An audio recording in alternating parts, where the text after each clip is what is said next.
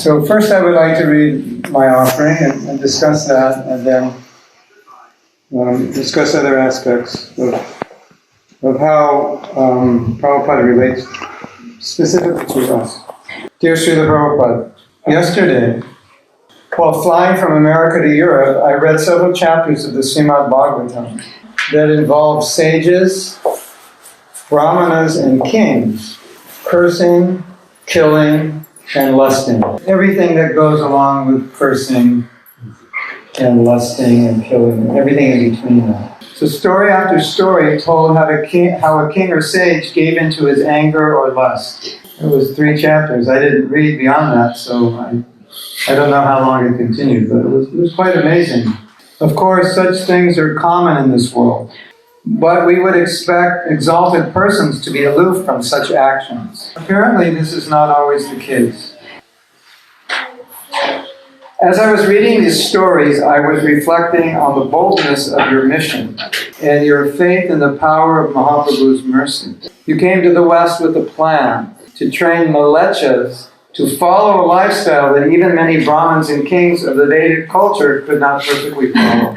So after I finished reading the stories, I was thinking, isn't it amazing that Prabhupada is trying to make us sadhus when even these sages and kings are having trouble? What a bold move. Put in this perspective, your amazing activities take on a new dimension of amazing. You set out to do the impossible, purify and elevate outcasts to the platform of pure devotional service, and then empower them to be able to do this for others. You probably all know that Prabhupada's godbrothers, some of them went to England to try to spread Krishna consciousness in the late 1920s. If somebody can figure out how much 700 rupees was worth in 1928, then we'll know how much money Bhaktisiddhanta sent to them every month. But after several years, 2 or 3 years, they weren't doing much, and he was sending all this money. There wasn't really much result, so he said, come back. And then, must have been, what year did the devotees go to England? Anybody? Right. So these devotees had been in Krishna consciousness a little over a year, and they were like real, genuine, to the core hippies. They weren't trying to be hippies, they were. And then they go to London, and a year later there's a headline, Hare Krishna startled London. Isn't that amazing? Think about it. What these sannyasis, elevated souls, couldn't do, the hippies did. Amazing. We kind of take it for granted. But it's testimony to Prabhupada's power. As I was reading these stories, this is significant for us to reflect on today. You are able to use any willing devotee to be your instrument. We said we are not operators, but the instrument. You understand the difference? We're not the instrument. We're not the operator. We're the instrument. Like, he has a guitar, right? So, we are the guitar, we're not the guitar player. Prabhupada's the guitar player. So, in this analogy, Prabhupada's a good guitar player. So you just have to be a good guitar. No matter how lowly we are, if we take shelter of your instructions and sincerely execute them, you will make us dance. I'm not just talking about Prabhupada's disciples, I'm talking about everybody. What is impossible for us to achieve is no longer a consideration. Our willingness to do your will is our only qualification. Since you have lifted us from the depths of material consciousness into Krishna consciousness, a seemingly impossible feat, certainly we can have faith that although unqualified, it can be used to achieve wonderful things in your service. I'm editing it while I read it, because I really just wrote this very quickly. You obviously had complete faith in Mahaprabhu's mercy and the power of devotional service. Otherwise, you wouldn't have come to America, or you would have given up after a few months in New York. In other words, why would you come To the West, unless you believe that the holy name was so powerful, that even hippies and other such creatures become Krishna conscious. And why would you stay after the first few months when it was so difficult? That it didn't seem possible, but still you stayed. You certainly had complete faith in the extraordinary power of Mahaprabhu's mercy when you sent your young disciples around the world to open temples. Good. Let's pretend it's 1968. And you've all been devotees 1 year. And I'm asking you, so who will go to Russia? Who will go to Germany? Who will go to Yugoslavia? You know, and you're 20 years old, 21. Maybe most senior, maybe 23. And you're saying, me? And yes, you take the holy name, and you follow the program that I've taught you, and you will be successful. So how can a 20-year-old spread Krishna consciousness in a new country? And he's only been a devotee, or she's only been a devotee 1 year. And now you're all thinking, well, I'm older than 20, and I've been a devotee longer than a year, and I don't think I could do that. And you're absolutely right, you cannot do that. Prabhupada can do it. Stick to his program and his instructions, then he will do it through you. It's not us. It's our willingness, not our power. And if we're willing to be used, then we can do amazing things. Yeah. Wonderful. We're going to turn the sound up. You obviously had complete faith in the holy name when you initiated thousands of young hippies a short time after they joined the temple. In the early days, it was about 2 weeks. For me, I came in the second generation. We had to wait longer. I waited 2 months or 7 weeks.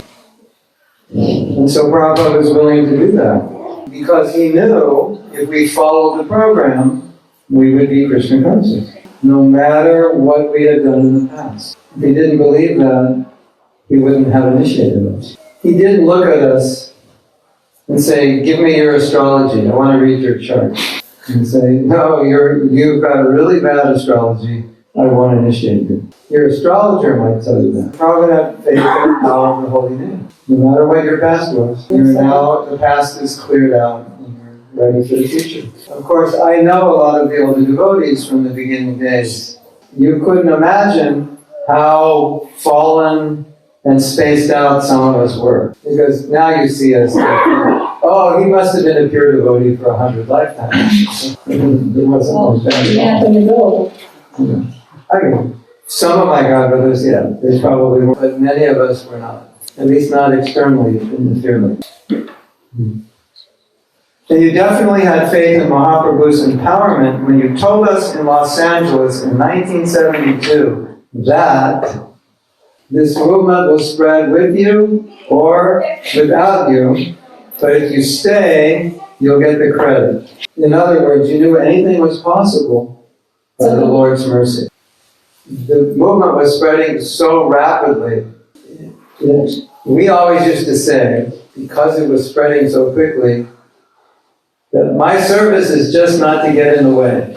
Like let's say there's some fire downstairs, and some of the rough, tough men are going to run downstairs and put the fire out. So our service would simply be to make room for them to go downstairs. So there was a potency, and it was moving the movement forward, and it was like a train, and we just felt like I just have to jump on the train and then I'll be powerful. My faith is a product of your faith. You encouraged us to do what we thought we couldn't do. You had more faith in us, faith in mercy working through us, than we had in ourselves. And so we tried. We saw miraculous things taking place within ourselves and others. We succeeded at services we thought we couldn't do well or do at all. We were getting deep realizations even though we were young devotees. I was a Sankirtan leader, and on our day off, I'd ask the devotees, write your realizations for the last week. And we would go around and we'd all read our realizations. I remember to this day, this is like 40 years ago, that everyone's realizations, even the youngest devotees, were very profound. The devotional service is so powerful. Even very young devotees have very deep realizations.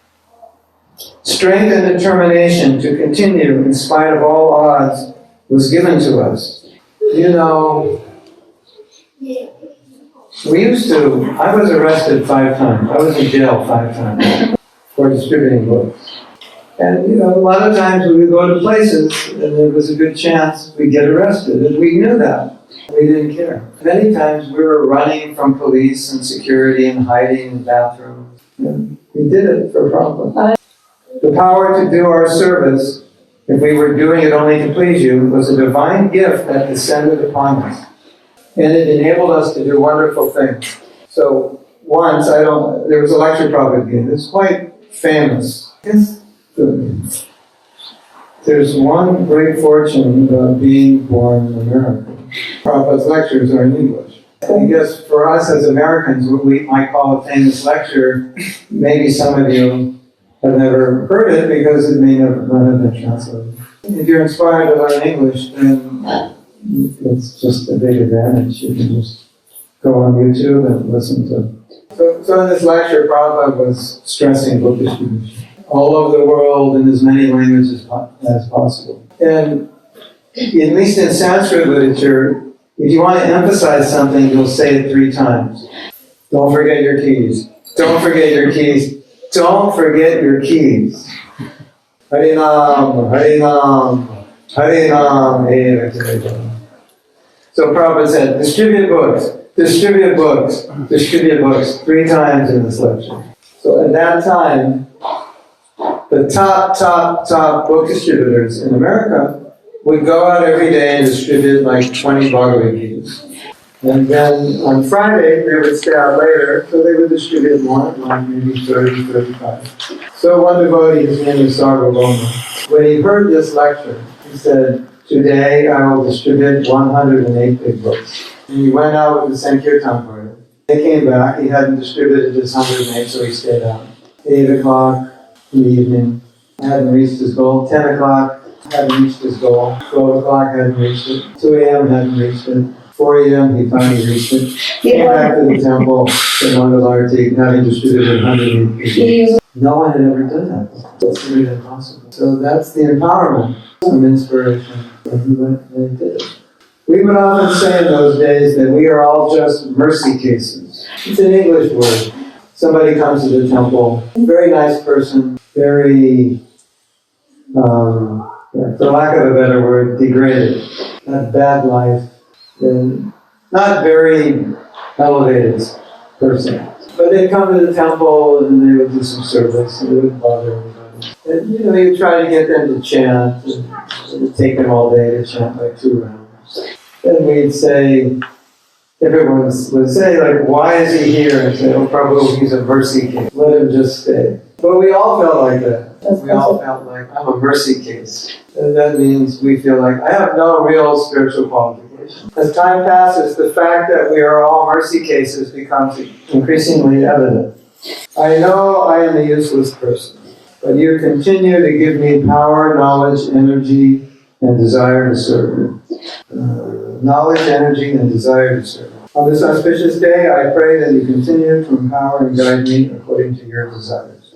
So the point of me reading this is that Prabhupada will empower all of us, not just his disciples. Srila Prabhupada ki. I wanted to read something else, if I can find it. Yeah, don't you know?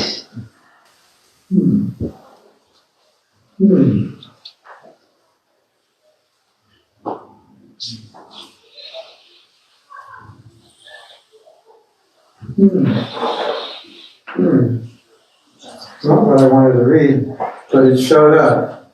That means Krishna wants us to read this.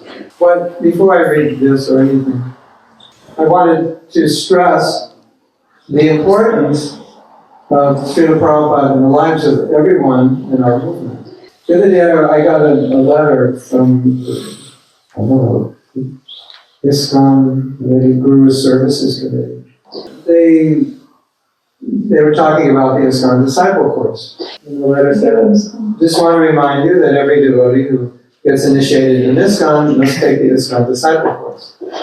And then it said something that I wasn't aware of, that before This is how it's supposed to be. I don't know if you're aware of this also. Before a devotee chooses a spiritual master, they should take the ISKCON discipleship. You know why? Does anybody know why? Because the ISKCON disciple course, a lot of it focuses on the position of Srila Prabhupada and everyone's relation with Srila Prabhupada. So the idea is, before you choose a guru, you should establish strongly your relationship with Srila Prabhupada. That's your foundation of your spiritual life. So that's what we could say Prabhupada is the foundational guru. If you go to Sri Rangam and you ask someone, who's your guru? They'll say, I am a follower of Sri Ramanujacharya under the direction of my Diksha Guru, so and so. So their foundational guru is Ramanujacharya, then they have a Diksha Guru. So the idea of the disciple course is for the aspiring disciples to first get a foundation, their foundational guru in that relationship solid, before they choose a Diksha Guru. And the leaders of the movement felt that the choosing of a Diksha Guru could sometimes be unclear until the devotee was clear about their relationship with Srila Prabhupada. And that your guru, your Diksha Guru, is meant to enhance your relationship with Prabhupada and bring you closer to Prabhupada. And the unity of ISKCON is in our core identity as disciples or grand disciples, or great-grand disciples, or great-great-grand disciples, or great-great-great-grand disciples of Srila Prabhupada. Now, there can be a misunderstanding. You may think, well, I came after Prabhupada, so how can I have a similar relationship with him as his initiated disciples? You know, Prabhupada initiated 5,000 disciples, 4,800. Some of them are not practicing Krishna consciousness. Now, I'm in a room of people who were not initiated by Prabhupada, at least most of you not. Anyone here initiated by Prabhupada? In Eastern Europe, yeah. But you're all here practicing Krishna consciousness right now. And there are disciples of Srila Prabhupada who are not practicing, who were initiated by him. It's more important, the initiation or the instruction.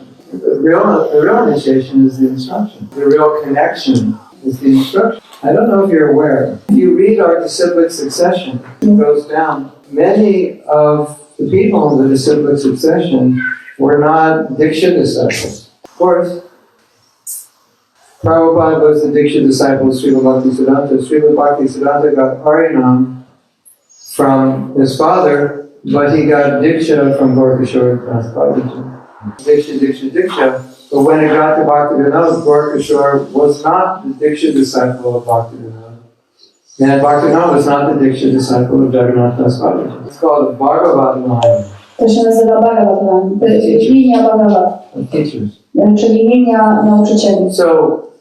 Zatem to diksha, czyli inicjacja jest czymś formalnym, ale ktoś może mieć bardzo wielu shiksha, czyli guru instruujących. And what's really interesting, all of you, is that in this disciplic succession, some of the disciples were 100 years removed from the Siksha Guru that they followed from. So you're going down the line, this guru, disciple, this guru, disciple, but sometimes there may be 100 years between them. So can you have an intimate relationship with Prabhupada as intimate as his disciples? Raise your hand if you say yes. Raise your hand if you say no. Raise your hand if you don't know. So you can. Yeah. Srila Prabhupada only saw his spiritual master 5 or 6 times. And many of his god brothers were constantly with Srila Bhaktisiddhanta. When Prabhupada came to America, he said, I always felt my spiritual master was with me.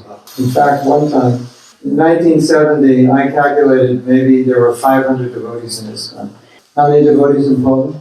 So at this Rathayatra festival, I would say there were maybe 250 devotees. It was like half the devotees in ISKCON were at the festival. So 250 devotees in one place in 1970, that was really big.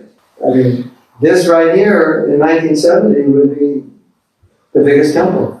So when Prabhupada came to the temple and saw all these devotees, he just stopped before he entered. The temple was a storefront, so he stopped outside before he entered, and he just looked and gazed over the devotees. And then later he told us, he said, when I came, I called for my spiritual master to come and look. So Prabhupada always felt the presence of his spiritual master. In the same way that Prabhupada was close to his spiritual master. All of you can be close to Prabhupada, as close as his disciples. Did you know that? Do you believe that? The core relationship, the foundational relationship that we all have in ISKCON is with Prabhupada. And the relationship with our Diksha Guru is founded on that relationship. This is what it means to keep Prabhupada in the center. Does that make sense? Can I read something? This is actually a book I'm writing about Prabhupada. You want to hear it? Even if you don't, they're going to hear it. Well, I have to find the book, I guess. This is something I worked on yesterday. And it's...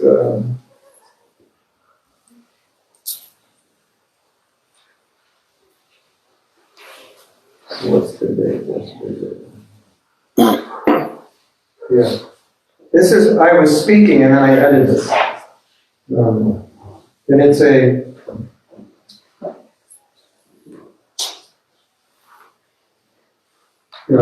I'll paraphrase it. Prabhupada said, I was there, you can't understand Srila Bhaktisiddhanta unless you go through me. But that doesn't apply to us. I can't say you can't understand Srila Prabhupada unless you go through your spiritual master.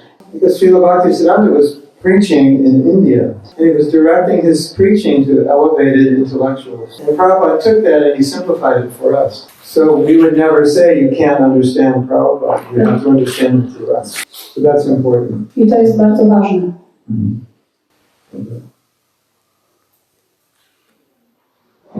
Yeah. So, you have direct access to Prabhupada through his teachings, through his service. You can pray to him. Those who distribute his books will feel very close to him. Wiele osób, które sprzedawało jego książki, czuło się bardzo blisko niego. Here's something really important. I'm going to shock you. You ready to be shocked? You ready to be shocked? Okay. I'm going to shock you. According to academics, they calculate that Prabhupada's disciples are the second generation.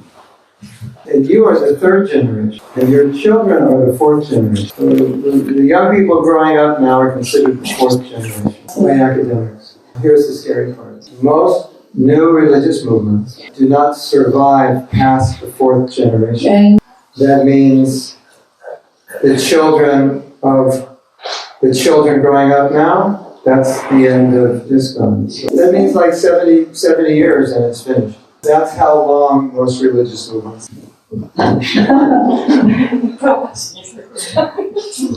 I'll fix it. I'm expert.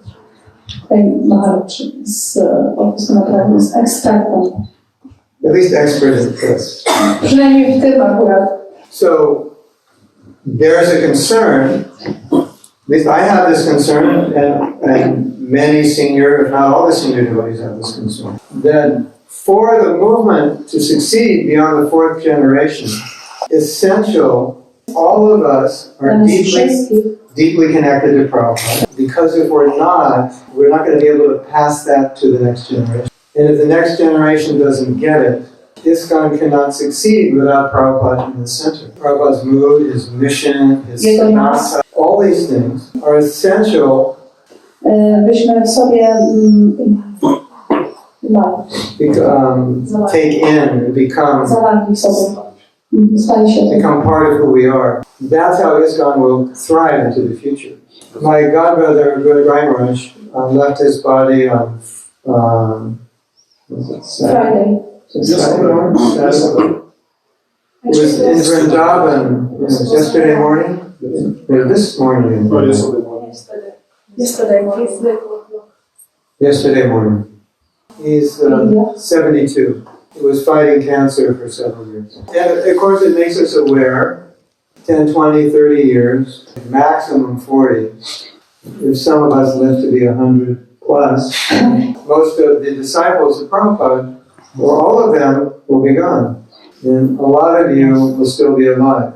So I have some information for you. You don't have to be very advanced to be considered an advanced devotee.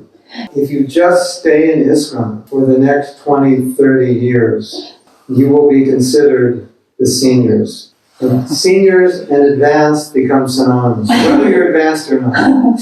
And you're going to be confronted with making huge decisions about the future of ISKCON. Like 30 years when books aren't printed anymore. Do we print books? Do we stop printing books? Prabhupada said print books. Nobody uses books anymore. Maybe it's all chips, or some electronic vibration in your brain, and then you memorize the whole book. You're on Sankirtan and you got a little zapper. You want to read Bhagavad Gita? Zip. You have all verses and purports in your brain. Who knows? And who knows what people are going to be like in 30 years? You don't know. I mean, terrorism may get so bad that if you wear a dhoti or a sari, you might get shot on the street. You don't know. People may become so full of stress and anxiety that to find someone who can actually sit down and chant 16 rounds could be very rare. We're going to be the senior devotees. Advanced senior devotees are going to have to make decisions. Do we print books? Stop wearing devotional clothes? We can't find people who can chant 16 rounds anymore. Do we lower the standard? There are going to be so many questions.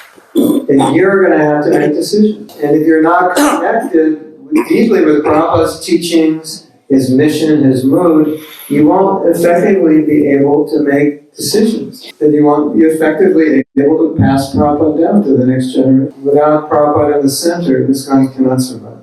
I want to tell you something about founder acharya. In India, every organization has an acharya. Every temple acharya. Founder acharya is different. When the guru leaves in other organizations, that guru appoints another acharya, the next successor guru. Just one. Let's say this temple was in one organization, and Krishna Karshini was the guru.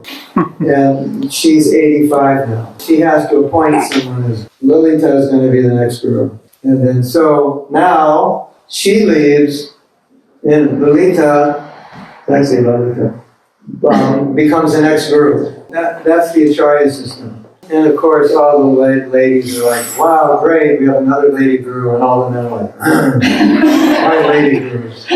And the men go off and start their own temple. That's generally what happens that happens often in this acharya system. Jedna osoba, która zarządza całą organizacją. In 1970, wherever there was the name ISKCON, books, on signs, on letterhead, on cards, na wizytówkach, na książkach, books, signs, letterheads, na jakichś takich nagłówkach, listów. My name should be there as A.C. Bhaktivedanta Swami, ISKCON founder Acharya. Now there's something interesting that just happened. Prabhupada is not the Acharya of ISKCON. If he's the Acharya, that means after him there'll be another Acharya. But he's the founder. There's only one founder Acharya. And he will always be the founder Acharya. And you can call gurus Acharyas, but there'll only be one founder Acharya. And you know when Prabhupada made this statement, what was going on in ISKCON? He felt there was a conspiracy to take over ISKCON and to minimize his position. And then he said, everywhere my name appears, it should say founder Acharya. He wanted to make that clear. Founder Acharya means that his teachings prevail forever. That everyone who comes is his grand disciple, great grand disciple, and so forth. That his instructions, how the movement should be organized, will never be changed. Everything he established will remain because he's the founder Acharya. So it's our duty to understand Prabhupada, not only his teachings, clearly what his mission is, what his organization is, and how he wanted to operate. How he dealt with devotees, what his mood was. This is very important because by reading his books, sometimes you could misunderstand his mood. Before I came here, I had an hour-and-a-half conversation with Sureshwar Prabhu. And I said, they wanted me to speak about deepening our relationship with Srila Prabhupada. What would you suggest are the most important points? He said, Prabhupada is a person. And if you want to develop a deep connection with him, you should understand who he is as a person, not just as the head of ISKCON and as a guru. So he said, by reading his books, you won't necessarily understand that person. He said, so what do you recommend? He said, tell them to read the Lilamrita and to read as many biographies about Prabhupada as possible. He said, that will help them the most in developing their personal relationship with Prabhupada because they'll understand him as a person. So don't think, well, it's just the job of the Prabhupada disciples. Let's again pretend it's 1968. 6 months ago, you were all hippies in New York. You were listening to the Grateful Dead and the Rolling Stones. The Beatles, so many other bands. You were taking psychedelic drugs, marijuana. You were having many girlfriends and boyfriends. You were taking a bath once in a while. You were changing your clothes maybe once every week or two. Now you join the Hare Krishna movement. And 6 months later, Prabhupada is telling you, I'm an old man, I don't know how long I will live. But you have taken this Krishna consciousness. So I request you, whether I live or die, you take this movement on. You are the future of this movement. And I want you all to be gurus, maybe by 1975. So that meant 7 years later, you're now 27. You've been a devotee 9 years. Prabhupada's asking you to become a guru. Just try to understand from that perspective. Because what I see with your generation is mostly like you think it's all us. We have to do everything, and you can't do what we did. But you have to do what we did, because we all won't be here that much longer. So when you give class, then the movement will be successful. But if we lose that, then so many crazy ideas will come up. And there'll be no compass to validate whether those ideas are in line or not with Srila Prabhupada. I just want to emphasize again this one point because it's very practical. If you stay in ISKCON long enough, by default, you become the senior devotee. You become the one people look up to. Radhanath Swami had spent much time in Chapati. Maybe he started there 30, 35 years ago. He wasn't a guru, he was a simple sannyasi, and he was helping Kirtanananda Swami. And over time he became very successful. So his godbrothers in America, who knew him before he went to India, were surprised how successful he was. And I was told he said the following.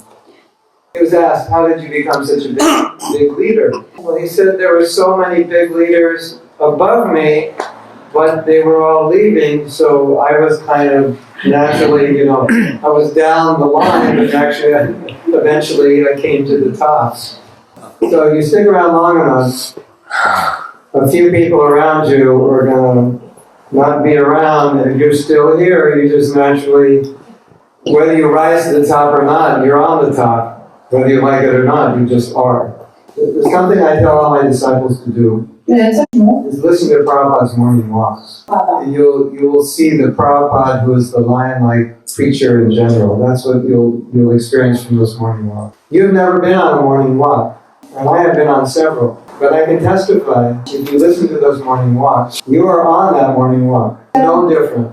You'll experience what I experienced personally when I was there. And if you have time, read the GBC resolution. It will help you understand Prabhupada's mission, how he wanted it organized, what his mood was. And read his letters. Oh my God, his letters are amazing. In his letters, you see how he's practically dealing with the same problems that we're dealing with today. And you'll see how accepting he was, how encouraging he was, how tolerant he was. I wrote Prabhupada a letter, I must have been 23 or 24. And I was married and had a son, like a year old. I said, Prabhupada, can I take sannyas?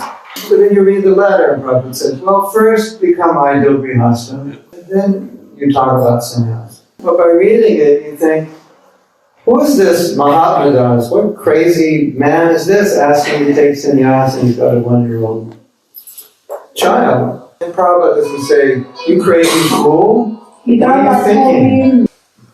He just very nicely, patiently pacifies you. So you both learn how to deal with practical situations, but you see the mood and the tolerance that Prabhupada has in dealing with very young, inexperienced, and foolish disciples. You're all going to be leaders. You all need to know Prabhupada's mood, his heart, his instructions. Srila Prabhupada ki jai. So you have any questions? 10 more minutes and Manila Prabhu can speak? You're all shocked. Jesteście zszokowani. So, you know, next week there'll be no devotees in the temple, and the president will say, what happened to all the devotees? And say, well, if I stick around, I'll have too much responsibility, so I just left. He said that it means that you're a sannyasi now. I said no. Prabhupada said the grihastas are better than sannyasis because they're living with a woman in some facility and they're detached. That was his answer to many of the grihastas, many of the married men who wanted to take sannyas. He said, you're already better than sannyas. And Prabhupada was explaining why he gave so many men sannyas. And whether he was serious or not, I think he was both serious and joking. He said, so many men are bothering me, give me sannyas, give me sannyas, give me sannyas. So in order to stop being bothered by them, I just give them sannyas. Many, many men bothered Prabhupada. Someone told me of the 45 devotees that Prabhupada gave sannyas, 17 made it and the other 28 did not make it. One thought also, which can help us, is that if you want to glorify Prabhupada, the best way to glorify him is model his instructions. That's the best way to glorify Prabhupada, is to be what he is telling us to be in his book.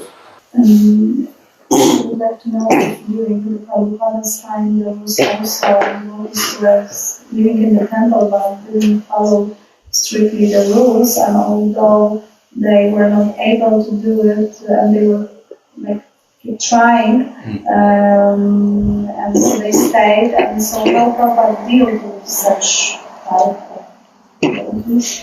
In the beginning, like the first week or two, that would be allowed.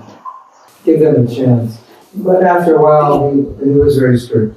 It became more strict as the movement got older. First year or two was pretty lenient. But he never discouraged anybody from practicing Krishna consciousness. You have two things going on. Standards in the temple, along with standards for initiation. And people who can't exactly follow those standards, who don't take initiation and who don't live in the temple. So when Prabhupada expressed concern for those who took initiation, who didn't follow, he would say, you don't have to take initiation, but if you do, then you have to follow. But if you can't follow, don't take. So it wasn't like he was forcing people. So I think this is very important for us. We should be accepting of people wherever they're at. But people should find their place and be okay with that place. But those who are going to be initiated or live in the temple, then that's a different standard. There's a certain basic standard that has to be followed. But we don't want to discourage those who can't follow it. Encourage everyone. Wherever you're at, go from that point up as best you can. A lot of devotees have trouble when they try to reach a very high platform before they're ready.